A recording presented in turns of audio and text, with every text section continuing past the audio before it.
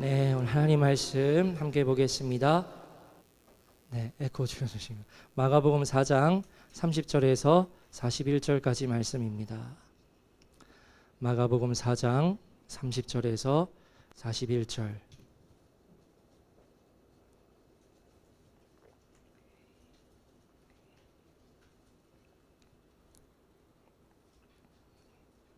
말씀을 우리 교독하겠습니다. 제가 먼저 읽겠습니다. 또 이르시되 우리가 하나님의 나라를 어떻게 비교하며 또 무슨 비유로 나타낼까?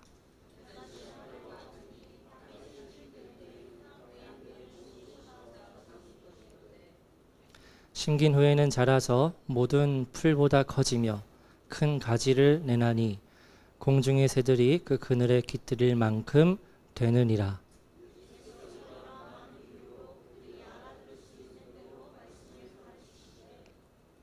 비유가 아니면 말씀하지 아니하시고 다만 혼자 계실 때에 그 제자들에게 모든 것을 해석하시더라.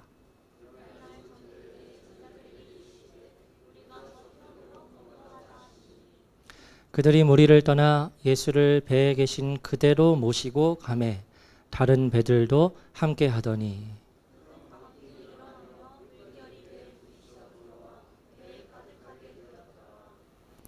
예수께서는 고물에서 베개를 베고 주무시더니 제자들이 깨우며 이르되 선생님이여 우리가 죽게 된 것을 돌보지 아니하시나이까 하니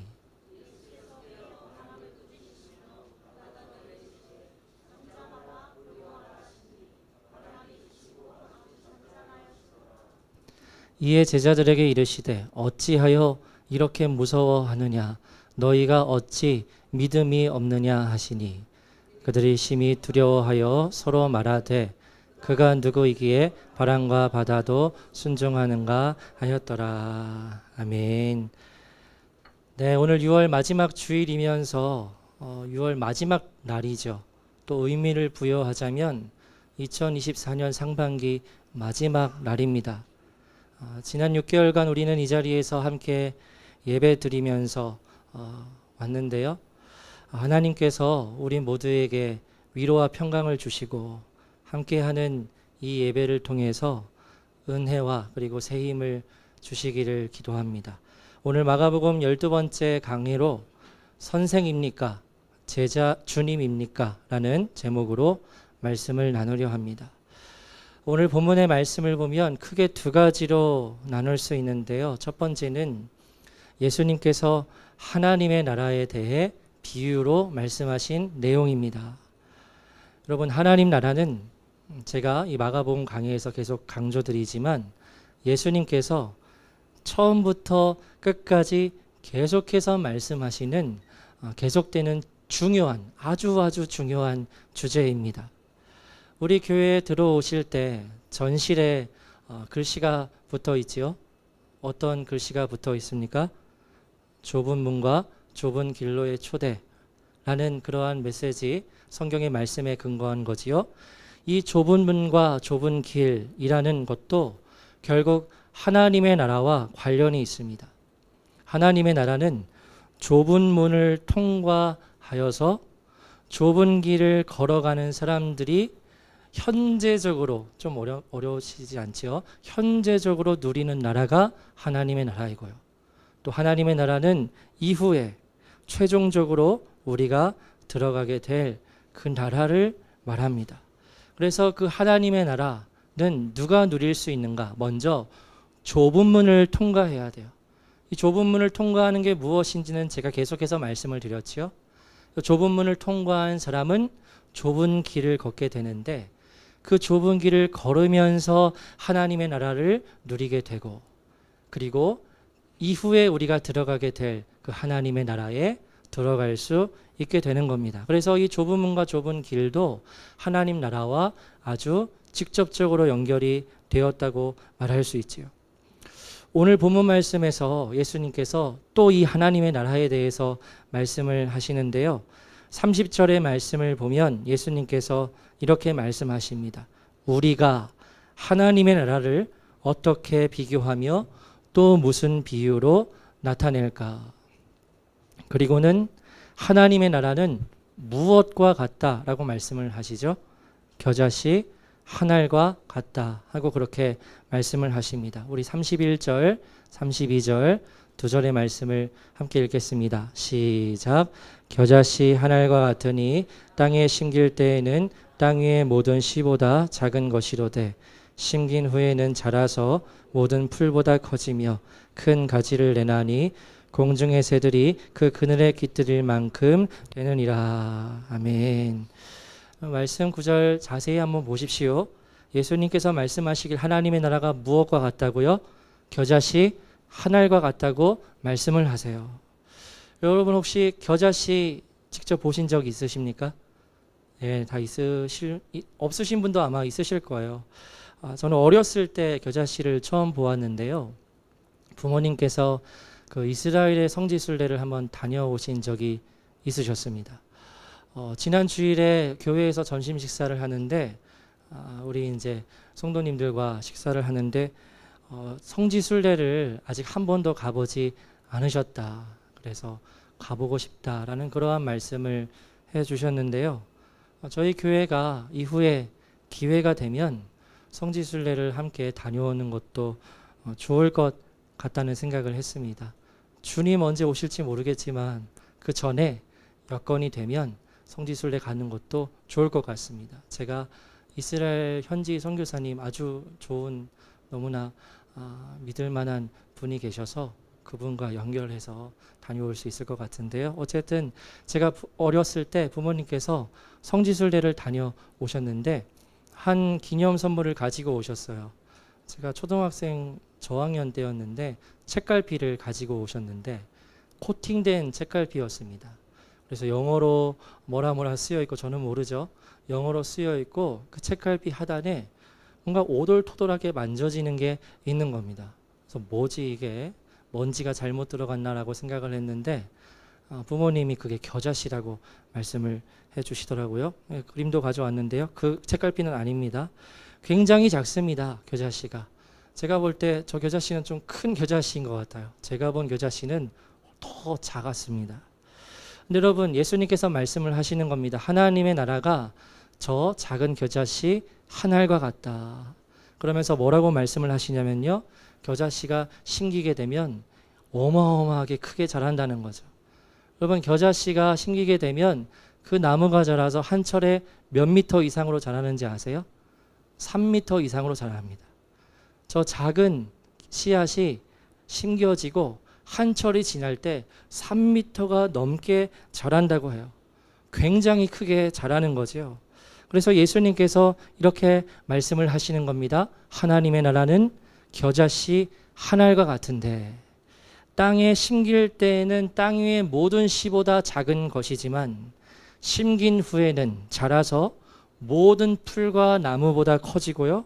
그리고 큰 가지를 낸다는 겁니다. 그래서 공중의 새들이 그 자란 나무의 그늘에 깃들일 만큼 아주 크게 자란다는 거죠. 그러면 이 겨자씨에 대한 비유가 하나님 나라와 어떻게 연결이 될까요? 이 겨자씨 비유의 핵심은 무엇에 있느냐면요. 확장성에 있습니다.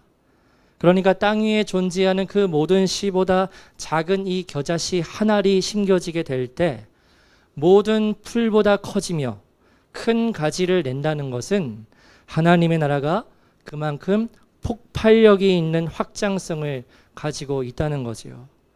그리고 32절 말씀에 보면 공중의 새들이 나와요. 여러분 우리가 몇 주 전에 함께 살펴보았지만 예수님께서 말씀하신 4가지 밭이 있었습니다. 그 첫 번째 밭이 다들 아시겠지만 길가의 밭이죠. 길가의 밭에 씨앗을 뿌렸는데 길가에요. 씨앗이 튕겨져 나옵니다. 그래서 그 씨앗을 누가 먹어버리죠? 새들이 남김없이 그 씨앗들을 다 먹어버려요. 그리고 예수님께서 말씀하시길 그 씨앗을 먹는 새들을 누구로 해석을 하시냐면 사탄이라고 해석을 하십니다. 우리 말씀 15절 읽어보겠습니다. 시작. 말씀이 길가에 뿌려졌다는 것은 없나요? 없어요. 네, 제가 읽어드리겠습니다. 말씀이 길가에 뿌려졌다는 것은 이들을 가리킴이니 곧 말씀을 들었을 때에 사탄이 즉시 와서 그들에게 뿌려진 말씀을 빼앗는 것이요. 길가에 뿌려진 씨앗을 먹는 그 비유에 나오는 새들은 누구를 의미합니까? 사탄을 의미해요. 여러분, 오늘 본문 말씀입니다. 오늘 본문에서 겨자씨가 자란 이후에 그 나무의 그늘에 깃들이는 공중의 새들은 누구를 의미할까요? 누구를 의미할 것 같으세요? 사탄일까요?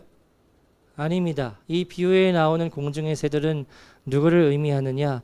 바로 여러 민족들을 의미해요. 그러니까 하나님의 나라는 겨자씨와 같고 엄청난 확장성을 가지게 되어서 이 하나님의 나라의 그늘에 누가 들어오게 되는 겁니까? 세상의 모든 민족들이 하나님의 나라의 영향 안으로 들어오게 된다는 거죠. 지난주에 우리 맹대한 청년이 선교 보고를 했는데요. 너무 은혜로웠지요. 복음을 전하는 겁니다. 열방 가운데, 온 민족 가운데. 그리고 그 복음을 듣고 하나님 나라 안으로 들어오게 되는 거지요. 그래서 여러분, 이 복음은 처음에는 예수님 개인에서부터 시작합니다. 한 사람부터 시작하죠. 이 복음이 예수님에게부터 시작이 되어서 이스라엘에서 시작이 되고 그리고 로마 제국으로 퍼져간 이후에 전 세계 가운데 복음이 전해져서 모든 민족과 열방이 지금 하나님 나라 안으로 들어오고 있지요. 그리고 지금도 이 하나님의 나라는 계속해서 뭐 하고 있는 중입니까? 확장되고 있는 중이고요. 예수님께서 재림하시는 그 마지막 때에 이 하나님의 나라는 아름답게 완성이 될 겁니다. 지금 오늘 본문에서 예수님께서 말씀하시는 때는 어떠한 때예요? 그 하나님의 나라가 확장되고 있는 때입니까? 아니에요. 예수님께서 복음을 전하실 때는 지금 아무것도 보이는 게 없는 겁니다.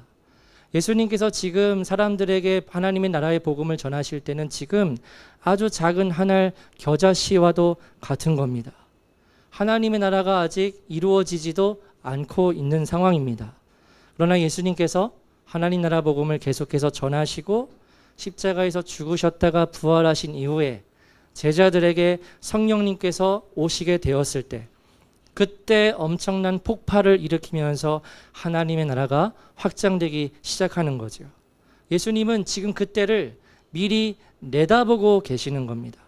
온 열방의 민족과 족속들이 하나님 나라 복음의 영향 아래에 들어와서 하나님을 찬양하는 그때를 예수님께서는 지금 미리 보고 계시는 거죠.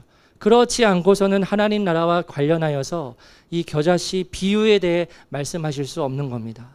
그러니까요, 이 겨자씨 비유에 대한 예수님의 말씀은 굉장히 놀라운 말씀이죠. 예수님께서 지금 미리 내다보고 계시는 거예요. 지금은 이 하나님의 나라의 복음에 주목하고 있는 이들이 없지만, 지금은 그냥 기적을 바라고 찾아오는 이들이 대부분이지만, 그러나 이 하나님 나라의 복음이 씨앗이 심겨지게 될 때, 시간이 지나고 엄청난 폭발력을 일으켜서 지금은 이스라엘 민족들도 이 나라 복음을 받아들이지 않지만 온 세계와 열방과 민족들이 이 하나님 나라의 복음 안에 들어오게 될 것을 예수님께서 미리 말씀하시는 겁니다. 그래서 이 겨자씨 한 알의 비유가 바로 하나님의 나라와 연결이 된다는 거죠. 그 다음 33절, 34절 말씀을 읽겠습니다. 시작. 예수께서 이러한 많은 비유로 그들이 알아들을 수 있는 대로 말씀을 가르치시되 비유가 아니면 말씀하지 아니하시고 다만 혼자 계실 때 모든 것을 해석하시더라. 아멘. 33절을 보면 예수님께서 그들이 알아들을 수 있는 대로 말씀을 가르치셨다라고 말하는데요. 여기서 말하는 그들은 누구일까요? 모인 수많은 무리들이에요. 그 수많은 무리들에게 예수님께서는 무엇으로 가르치셨습니까? 비유로 가르치셨다고 말씀하고 있지요. 왜 그들에게 비유로 말씀을 하셨을까요? 예수님께서 그 회중들의 눈높이에 맞춰주신 거예요. 그 당시 예수님의 말씀을 듣는 회중들은 이 예수님께서 전하시는 말씀을 온전히 이해할 수 있는 지식을 가지지는 못했습니다. 그래서 그들의 눈높이에 맞추어 주셔서 예수님께서 그들에게 알아들을 수 있는 비유의 말씀을 해 주시는 거죠. 이 부분에 대해서 제가 말씀을 드리고 싶은 것은 지금 주일마다 저희는 강해 설교 형식의 말씀을 함께 나누고 있습니다. 이 강해라는 것이 로마서 강해할 때도 말씀을 드렸지만 성경에 나오는 구절이 정확히 어떤 뜻인지 나누는 형식이라 할 수 있습니다. 개인적으로 저는 이전에 설교를 했을 때요, 이와 같은 강해 형식의 설교를 잘 하지 않았습니다. 강해 설교의 형식을 띠기는 했지만 예화들을 참 많이 들었어요. 설교를 준비할 때. 예화를 항상 중요하게 생각하고 예화를 참 많이 들어서 쉽게 설교를 했었는데요. 그런데 그와 같은 방식의 설교가 오늘날 우리에게 필요하다기보다는 성경에 기록된 말씀이 정확하게 어떠한 말씀인지 함께 나누는 것이 지금 이 시대 가운데 우리 모두에게 훨씬 더 중요하다는 생각을 하고 있습니다. 그래서 예전처럼 얼마든지 쉽게 말랑말랑한 예화 들면서 얼마든지 설교를 할 수 있으나 지금은 그와 같은 말씀은 아직 영적인 어린아이에 해당하는 분들이 들을 만한 정도의 말씀이고, 또한 이때에는 성경의 말씀을 정확히 이해하는 것이 우리에게 중요하다고 생각하기 때문에 지금 그와 같은 형식으로 말씀을 나누고 있어요. 근데 여러분, 예수님께서도 그러하셨다는 거죠. 많은 무리들에게는 쉽게 비유로 말씀을 하셨어요. 재미있게 쉽게 말랑말랑한 예화로 말씀을 하셨습니다. 그러나 제자들에게는 그 말씀을 깊이 해석해 주십니다. 이 제자들이 하나님 나라에 대한 말씀을 더 깊이 깨닫고 이해할 수 있도록 비유에 대한 해석을 제자들에게 가르치시는 거죠. 그래서 예수님은 이 제자들을 지속적으로 3년간 가르치시면서 제자들이 성장하기를 원하셨고, 예수님께서 승천하신 이후에 그 가르침을 받은 말씀을 사람들에게 전하기를 원하셨습니다. 그래서 그때 제자들은 3년간 예수님 가장 가까이에서 예수님의 그 말씀을 직접 듣는 특혜를 누린 사람들이지요. 그래서 그와 같이 예수님께서 말씀을 전하셨다라는 말씀 이후에 두 번째 이야기가 나오는데요. 우리가 잘 아는 이야기입니다. 예수님께서 무리들에게 비유로 말씀을 전하시다가 날이 저물었습니다. 예수님께서 지금 여러분 어디에서 말씀을 전하고 계셨죠? 이게 4장 이렇게 이전으로 가보면 예수님께서 뭐 위에서 말씀을 전하셨죠? 알고 계시죠? 어디입니까? 한번 말씀해 주십시오. 어디죠? 어디 위죠? 맞습니다. 배 위입니다. 왜 배 위에서 말씀을 전했다고 말씀을 드렸죠? 사람들이 하도 몰려오고요. 그리고 그 당시에 마이크가 있습니까? 없습니까? 그래서 배 위에서 바닷바람을 이용해서 아주 수많은 무리들에게 말씀을 전하시는데 이제 날이 저물게 된 거죠. 그래서 제자들이 예수님이 그 배에 태워져 있는 채로 다른 곳으로 가게 되는 겁니다. 다른 곳에서도 이 하나님 나라 복음을 전해야 하잖아요. 그래서 배에 계신 예수님을 그대로 모시고 건너편으로 떠나게 되는데 예상치 못한 상황이 발생이 되지요. 바다 가운데 큰 광풍이 일어나서 37절 말씀을 보면 물결이 배에 부딪혀 들어와 가득하게 될 정도로 배가 침몰 직전까지 가게 됩니다. 그때 예수님께서 무엇하고 계셨느냐? 배의 고물이 뒤편입니다. 뒤편에서 베개를 베고 주무시고 계셨다고 말씀하고 있는데요. 제자들이 예수님을 깨우는 겁니다. 그리고 말하길 선생님이여 우리가 죽게 된 것을 돌보지 아니하시나이까 하고 그렇게 말하죠. 선생님이여 우리가 죽게 된 것을 돌보지 아니하시나이까. 여러분 이 제자들의 말에서 중요한 포인트를 발견할 수 있는데요. 오늘 설교의 제목이 선생입니까? 주님입니까? 입니다.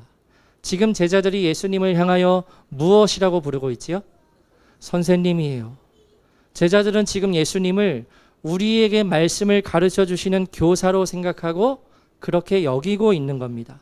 그러면서 선생님이여 우리가 죽게 된 것을 돌보지 아니하시나이까 하고 부르짖고 있는 거예요. 이것은 극단적인 절망감을 표현하는 겁니다. 우리 이제 다 죽었어요. 이제는 우리 멸망당하고 물에 빠져 죽게 되었습니다. 막 이렇게 아주 막 부르짖으면서 완전히 두려움에 휩싸여서 막 예수님을 깨우는 거지요. 그래서 그 제자들의 외침을 들으신 예수님께서 깨어서 일어나십니다. 그리고 아주 간단하게 기술되어 있지만 바람을 향해 꾸짖으시고 바람을 향해서 잠잠하라, 고요하라 말씀하시자 즉시 바다가 그치고 바람이 그치고 바다가 잔잔해집니다. 그런 이후에 예수님께서 이제 제자들에게 마지막으로 이렇게 말씀을 하시는 거지요. 40절, 41절 두 절의 말씀을 읽겠습니다. 시작. 이에 제자들에게 이르시되 어찌하여 이렇게 무서워하느냐 너희가 어찌 믿음이 없느냐 하시니 그들이 심히 두려워하여 서로 말하되 그가 누구이기에 바람과 바다도 순종하는가 하였더라. 아멘. 예수님께서 제자들에게 말씀하십니다. 어찌하여 이렇게 무서워하느냐 너희가 어찌 믿음이 없느냐 이렇게 말씀을 하시죠. 근데 여러분 생각해 보면 사람인데 제자들이 그와 같은 상황에 닥치게 되었을 때 두려울 수밖에 없지 않겠느냐고 말할 수 있죠. 사람인데 아니 광풍이 불고 바다가 휘몰아치고 지금 수장되어서 죽게 생겼는데 거기에서 두렵지 않으면 인간입니까? 사람이 아니겠지요. 누구나 두려워하고 누구나 죽음의 공포에 떨게 되는 상황일 겁니다. 여러분들도 아마 그와 같은 때를 경험하신 적이 있으실 겁니다. 죽을 뻔했던 적 없으셨어요? 있으셨을 거예요. 그때 순간적으로 느끼게 되긴 그 죽음의 공포, 두려움을 우리가 한번 기억해 본다면 그 바다 가운데서 광풍이 불어서 수장되기 직전의 그 상황 속에서 제자들이 두려움으로 반응할 수밖에 없는 거죠. 한 번은 제가 죽을 뻔한 위기를 경험한 적이 있습니다. 이건 간증인데요. 제가 예전에 교회에서 사역을 할 때 부활절이었습니다. 아마 2011년으로 기억을 하는데요. 그때가 부활절이기도 하고 그때가 제 생일이기도 했어요. 4월 24일이었는데 박은정 집사님이 저와 생일이 같으시죠. 그래서 그때 부활절날 교회에서 촛불 새벽 예배를 드리고 5시에 드리고 이제 성도님들이 다 집에 가셨어요. 목사님들도 다 집에 가시고. 근데 저는 집이 멀었기 때문에 집에 갔다 올 시간은 안 되어서 교회 사무실에 이제 혼자 있었습니다. 아직도 그때가 생생히 기억나는데요. 성경을 읽고 있었어요.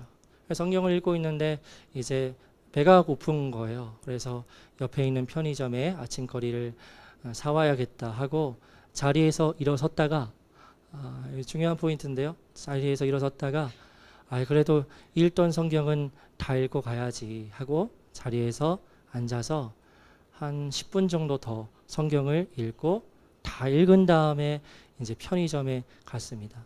1, 2분이면 사죠. 바로 옆에 있었으니까. 그래서 1, 2분 가서 음식을 사갖고 교회로 들어오는데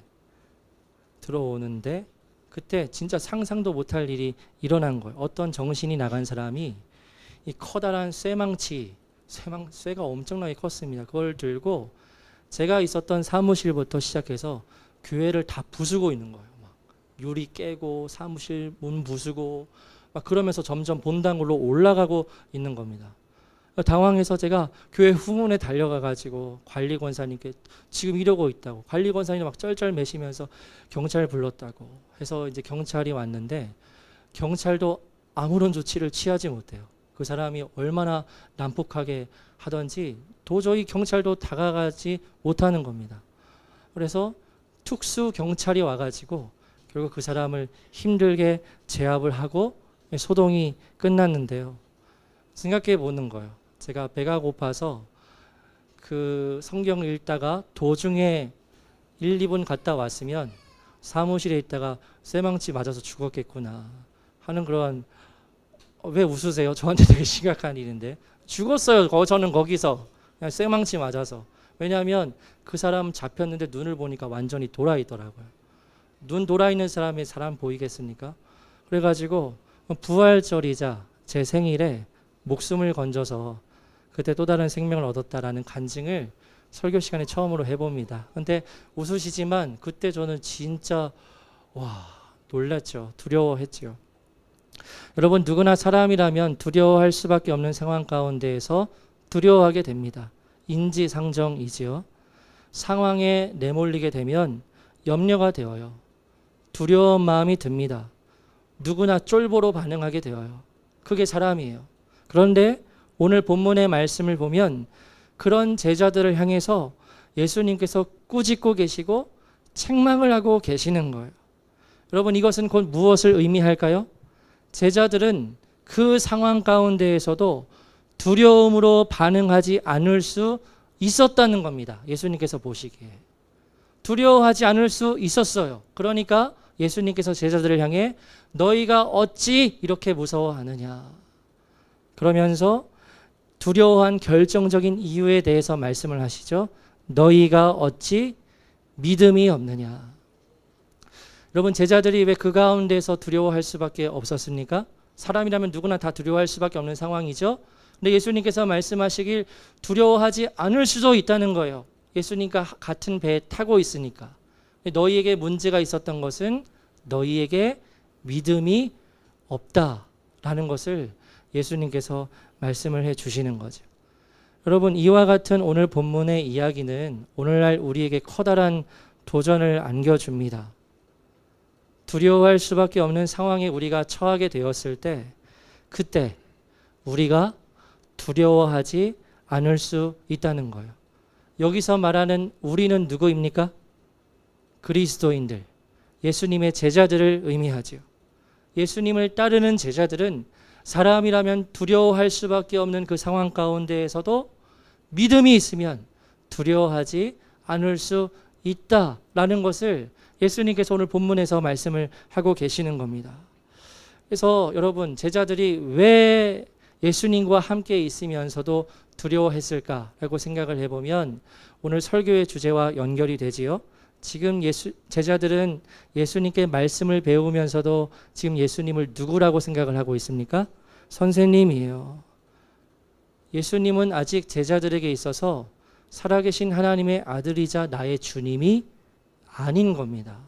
그 기적을 봤으면서 문둥병자의 몸에 손을 얹게 되고 나은 것을 봤으면서 수많은 예수님의 훌륭한 말씀들을 배웠으면서 그럼에도 불구하고 지금 제자들에게는 이 예수님이 살아계신 하나님의 아들이자 나의 주님이 아니라 선생님인 겁니다. 그러니까 예수님을 살아계신 주님으로 바라보는 눈이 아직 뜨여지지 않았던 거죠. 그러니까 어떻게 반응을 합니까? 예수님과 같은 배에 타고 있으면서도 크게 두려워하는 거예요. 두려워 미칠 것 같은 겁니다. 그렇게 반응하는 제자들을 향해서 예수님께서 말씀하시는 거죠. 너희가 어찌 믿음이 없느냐. 말씀을 드렸듯이 우리도 똑같습니다. 오늘날 예수님께서 여러분에게 말씀하실 때 어떻게 말씀하실 것 같으세요? 아, 그래도 너는 믿음이 있구나 라고 말씀하실 것 같으세요? 아니면 오늘 본문의 제자들처럼 너가 어찌 믿음이 없느냐 하고 말씀을 하실 것 같으세요? 큰 어려움과 위기 가운데 두려움으로만 반응을 하시겠습니까? 아니면 믿음을 가지고 예수님을 바라보면서 신뢰함으로 굳건히 서 있으시겠습니까? 이지연 성도님을 위해서 계속 기도하고 있습니다. 아시겠지만 2년 전에 처음에 암을 투병 중에 있으셨을 때 감사하게도 하나님께서 치료해 주셨지요. 깨끗하게. 그때 너무 기뻐했던 반응이 나요. 아직도 그 장면이 떠오릅니다. 예배 시간에 제가 광고 시간에 손짓도 기억이 납니다. 깨끗이 치유해 주셨습니다 했을 때 성도님들이 너무 기뻐하시면서 막 박수로 했던 그때를 아직도 기억을 해요. 그런데 안타깝게도 그 다음에 재발을 하시게 되었지요. 그래서 그 이후에 주일 예배를 마치고 이제 매주 이지연 성도님과 상담을 하고 또 머리에 손을 얹고 기도해 드렸습니다. 근데 재발을 했을 때 그 초기에 성도님과 대화를 하고 또 기도를 해 드릴 때 그때 제가 성도님께로부터 받던 느낌은 많은 두려움이 느껴졌고 굉장히 마음에 조바심이 느껴졌습니다. 사람이라면 그렇게 될 수밖에 없죠. 재발을 했고 또 암이고 또 재발하게 되면 사망률이 더 높아지니까 두려울 수밖에 없죠. 마음에 조바심이 날 수밖에 없죠. 처음에는 그와 같은 마음을 가지셨어요. 그런데 시간이 지날수록 성도님의 마음이 점점 변화되는 것이 느껴졌습니다. 하나님께 자신을 내어 맡기기를 원한다는 믿음의 고백을 하기 시작하셨고, 이후에는 내게 있어서 가장 중요한 것이 이 병이 낫는 일보다 하나님 나라에 들어가는 것이다 라고 그렇게 말씀을 하셨어요. 모든 나눴던 얘기를 다 말씀드릴 수는 없지만 그 힘든 기간 가운데 하나님께서 우리 이지연 성도님을 다루시고 만지셨음을 알 수 있었습니다. 여러분, 우리의 삶과 죽음은 누가 주관하십니까? 하나님이시죠. 하나님은 우리가 생각하는 것보다 훨씬 더 크고 크신 분이십니다. 우리가 지금 겪는 어려움과 환난이 이해되지 않더라도 그 크신 하나님께서는 우리가 그 가운데에서 믿음으로 반응하기 원하세요. 오늘 본문에서 제자들이 한번 생각해 보지요. 예수님께 따질 수 있는 겁니다. 우리가 예수님과 함께 배 위에 있는데 왜 이런 강풍이 일어나지요? 예수님이 주님이시라면 이런 일이 아예 일어나지 않아야 하는 것 아닙니까? 하고 제자들이 예수님께 그렇게 반문하고 따질 수도 있는 거죠. 오늘날 이와 같은 질문을 하는 성도님들이 있어요. 내가 예수님을 믿는 믿음을 가지고 있는데 내가 왜 이와 같은 고난을 겪어야 합니까? 내가 왜 이와 같은 질병을 가지고 죽음의 두려움을 느껴야 합니까? 하나님 살아계신 거 맞습니까? 라고 반응하는 사람들이 있을까요? 없을까요? 있지요. 있어요. 그런데 오늘 본문에서 예수님께서 제자들에게 말씀하신 한 가지는 무엇이었습니까? 믿음이었어요. 믿음. 그 믿음은 결국 누구에 대한 믿음일까요? 살아계신 하나님의 아들로서 예수님을 믿는 믿음이었습니다. 이처럼 오늘날 우리에게도 살아계신 하나님의 아들이신 예수님을 믿는 믿음이 있어야 합니다. 믿음이 우리에게 필요합니다. 그러한 믿음을 가지게 될 때 우리에게 일어나는 그 어떤 환난과 어려움이 찾아온다 하더라도 살아계신 하나님의 아들 예수님을 믿는 믿음으로 우리는 굳게 서 있을 수 있습니다. 이지연 성도님을 위해서 계속 기도해 주십시오. 가족들로부터 듣는 이야기는 이제 정말 마지막이 가까이 왔다는 소식입니다. 그렇지만 우리가 희망을 가지고 하나님, 이지연 성도님 다시 회복되는 은혜가 일어나게 하여 주옵소서. 같이 기도하면 좋겠고요. 말씀드린 대로 한 주간 저는 기도원에 가서 기도하는 시간을 가지려 합니다. 이지연 성도님 위해서. 또 시대를 보게 될 때에도 여러모로 믿음이 필요한 때를 우리가 지금 함께 통과하고 있습니다. 또 가서 우리 성도님들을 위해서 더 많이 기도하고 오려 합니다. 이번 주에 한 찬양이 계속해서 떠올랐는데요. 어제 공유드린 찬양입니다. 지난 금요일에 전우사님께서 말씀을 전하셨는데 이 찬양의 모티브가 되는 성경의 말씀에 대해서 전해 주셨는데요. 오늘 설교를 마치고 이 찬양을 함께 부르려 하는데 찬양의 가사를 보면 이러합니다. 제가 읽어보겠습니다. 거친 풍랑을 잠재울 힘이 내게는 없어. 뱃머리를 돌려 다른 곳으로 갈까. 나의 능력을 의지해 마음이 고단해질 때 내게 다가오는 그의 음성 들리네. 오라 오라 무리로 오라. 강한 믿음으로 담대히 주님께 나오라. 오라 오라 무리로 오라. 그의 능력으로 이기리. 참 평안 얻으리. 그래서 이 찬양을 이따가 부를 텐데요. 처음으로 부르는 찬양이라 제가 한번 이 시간에 부르고 그리고 말씀 마무리하고 우리 함께 이 찬양을 부르겠습니다. 제가 한번 불러보겠습니다.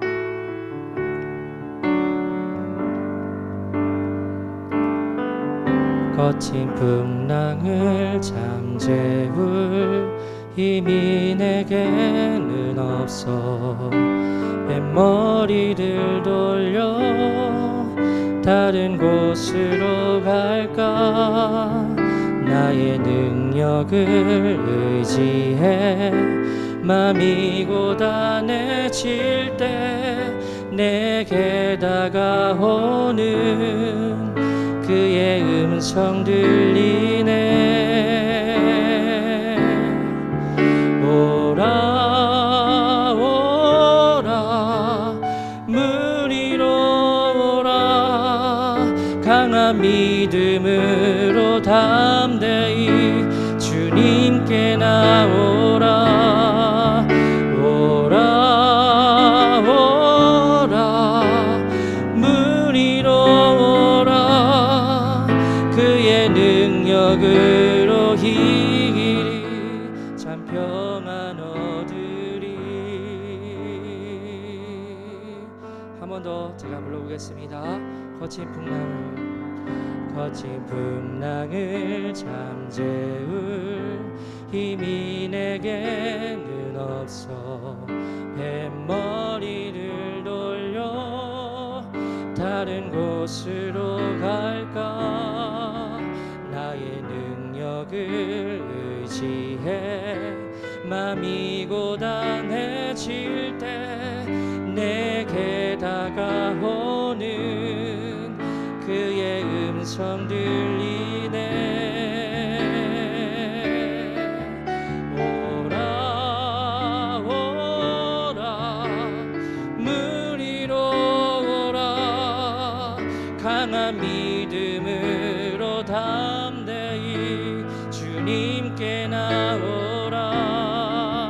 오라 오라 물 위로 오라. 그의 능력으로 이 길이 참 평안 얻으리. 네, 이 찬양을 이따가 같이 부르겠습니다. 말씀을 정리하려 합니다. 여러분, 바라기는 우리 모두가 우리의 삶을 주관하시고 이끄시고 함께 하시는 크고 크신 하나님을 믿고 신뢰하기를 원합니다. 두려워할 수밖에 없고 염려할 수밖에 없는 상황 속에서 모든 것을 주님께 의탁하고 맡기며 오직 주의 뜻이 내게 이루어지이다 고백할 수 있는 우리가 되기를 원합니다. 이지원 성도님이 그러셨어요. 오직 주의 뜻이 내게 이루어지이다 라고 그렇게 고백을 하셨어요. 여러분, 죽기 직전입니다. 그렇게 하실 수 있으시겠어요? 하나님께서 그렇게 고백을 하실 수 있도록 변화시켜 주신 거죠. 믿음이 우리에게 있어야 합니다. 여러분, 믿음이 우리에게 있어야 합니다. 믿음은 우리가 고난과 환난이 찾아오게 되었을 때 그때 우리가 믿음을 가지고 있는 사람인지 드러나게 될 것입니다. 감사하게도 우리 이지원 성도님은 그 환난 가운데에서 믿음이 있는 자로서 분명한 고백을 하셨어요. 앞으로 어떤 일이 우리에게 일어날지 모릅니다. 쉽지 않은 일들이 몰아닥치게 될 것이 예상이 됩니다. 그래도 그 어떤 순간에도 광풍이 몰아닥치는 바다를 우리가 걷게 될 때에도 오직 담대하게 믿음으로 반응하는 우리가 되기를 축복합니다. 예수님이 우리에게 있어서 선생님이 아니라 살아계신 하나님의 아들, 나의 주님으로 고백되어지는 은혜가 우리 모두에게 있기를 주님의 이름으로 축복합니다. 우리 함께 찬양, 아까 불렀던 찬양 함께 부르고 기도하고 우리 이지원 성도님 위해서 또 기도하겠습니다.